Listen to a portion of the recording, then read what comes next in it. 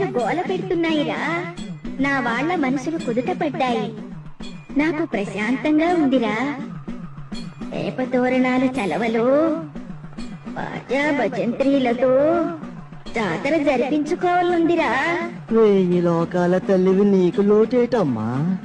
నువ్వు తలుచుకుంటే ఆ దేవతలే దిగి వచ్చి నీ జాతర జరిపిస్తారమ్మా.